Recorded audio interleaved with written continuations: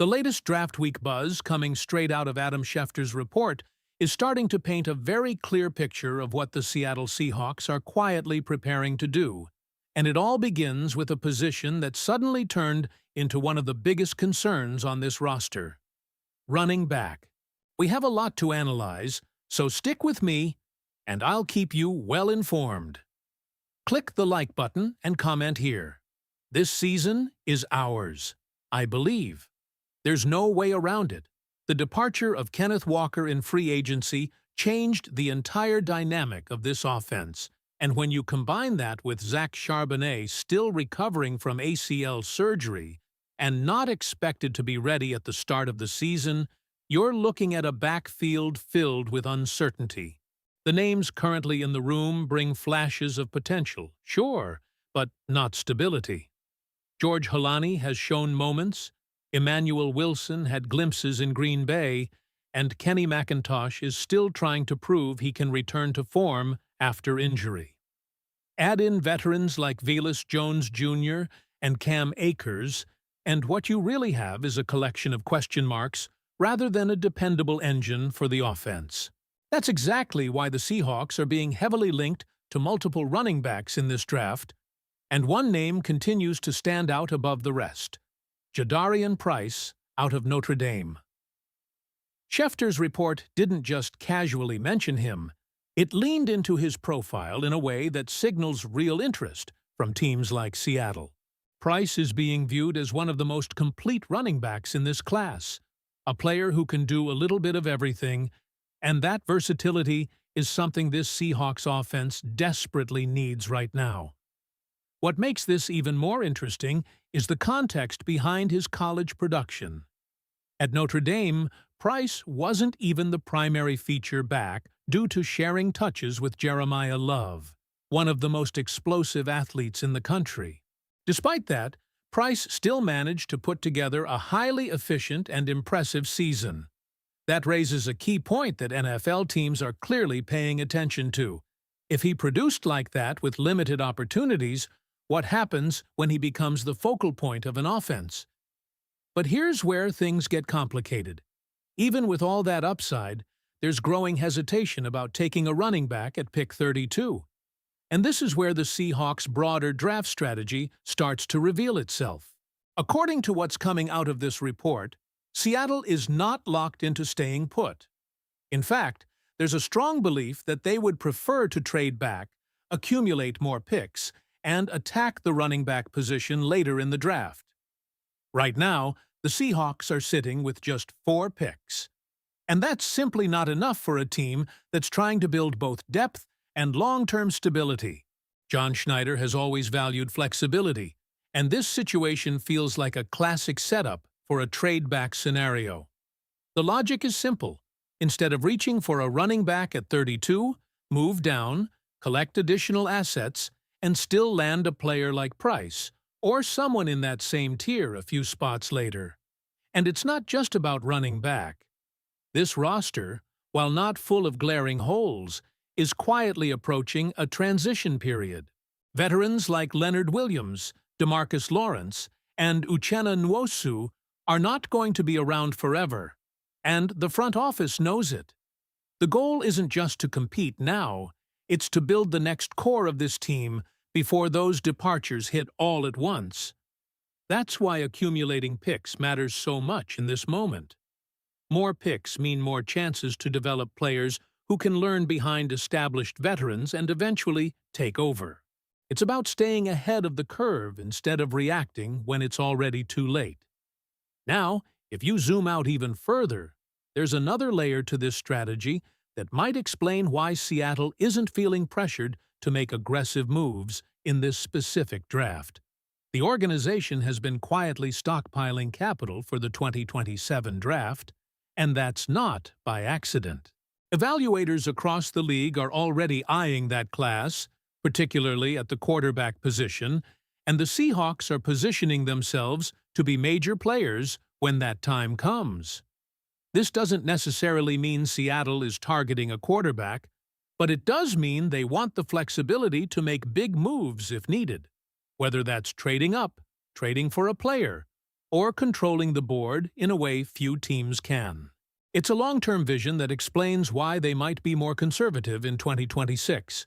Still, that doesn't mean this draft won't have its surprises. One name that's rapidly gaining traction and could enter the Seahawks' radar in a big way is Traden Stokes. After a strong pre-draft process that included multiple top 30 visits, including one with Seattle, his stock is rising fast. He's the kind of versatile defensive back who can line up in multiple spots, contribute immediately, and bring a physical edge to the secondary. And let's not ignore another key detail from Schefter's report. Trades are coming. Maybe not blockbuster moves that shake the entire league, but enough activity to reshape how the first round unfolds. For the Seahawks, that opens the door to multiple possibilities. Whether it's moving back, targeting a specific player, or even getting involved in player-for-pick deals, this front office is expected to be active. There have already been whispers about potential targets and missed opportunities, like the situation involving Dexter Lawrence, where Seattle chose not to match the aggressive package offered by Cincinnati. That decision reflects discipline, but it also reinforces the idea that the Seahawks are waiting for the right moment to strike rather than forcing a move. And that brings everything back to the central question surrounding this team right now. With needs at running back, cornerback, and edge rusher, combined with limited draft capital and a long-term strategy focused on future flexibility, what is the smartest path forward for Seattle? Do they stay at 32 and secure a player like Jadarian Price, potentially solving their biggest offensive concern immediately? Or do they trust their board, trade back, and build a deeper, more balanced roster for both now and the future? What do you think the Seahawks should do in this situation? And this is where things start to get even more intriguing, because the Seahawks are not operating in a vacuum. Every move they're considering is directly tied to how the rest of the league is expected to behave once the draft officially kicks off. The mention from Adam Schefter that trades are likely across the board might sound generic at first, but in reality, it sets the stage for a very unpredictable first round. And unpredictability is exactly where John Schneider tends to thrive. If there's one thing we've learned about this front office over the years, it's that they are always prepared for multiple scenarios. They're not walking into this draft locked into one player or one position. Instead, they're reading the board in real time, waiting for opportunities where value and need intersect. And that's why the idea of trading back feels more and more like the direction they're leaning toward. But let's not ignore the alternative. Staying at pick 32 and making a selection isn't off the table, especially if someone they truly value starts to slide. And that's where a name like Traden Stokes becomes incredibly important in this conversation. A cornerback with his versatility, physicality, and speed doesn't just fill a need. He adds a different dimension to the defense. Running a 4.34-40, and showing the ability to play multiple roles in the secondary, Stokes represents the type of modern defensive back that fits what the Seahawks want to build. And remember, the cornerback position is not fully settled. There have been links to other prospects like the players out of San Diego State and Tennessee, but nothing feels locked in. That leaves the door open for a late riser like Stokes to enter the picture, especially if Seattle decides that addressing the defense provides more immediate value than reaching for a running back. Then there's the edge rusher situation, which quietly remains another area of concern. With the long-term outlook of players like Uchenna Nwosu and others on the roster, adding a young pass rusher wouldn't just be about depth, it would be about securing the future of that position. And this is where those trade rumors mentioned in the report start to connect the dots. Names like Kayvon Thibodeau and Jonathan Greenard being floated in trade discussions might not guarantee anything, but they signal that teams are at least exploring aggressive options. For Seattle, getting involved in something like that would depend heavily on cost. As we saw with the Dexter Lawrence situation, the Seahawks are not going to overpay, even for elite talent. They're disciplined, sometimes to a fault, but that discipline is also what keeps them flexible. And flexibility is the key word here. Whether it's draft picks, player trades, or future assets, everything the Seahawks are doing is about maintaining control over their direction. They're not chasing headlines, they're building a structure that can sustain success over multiple seasons. That's why the focus on the 2027 draft cannot be overlooked. While other teams are aggressively trying to solve immediate problems, Seattle is balancing the present with a very calculated eye on the future.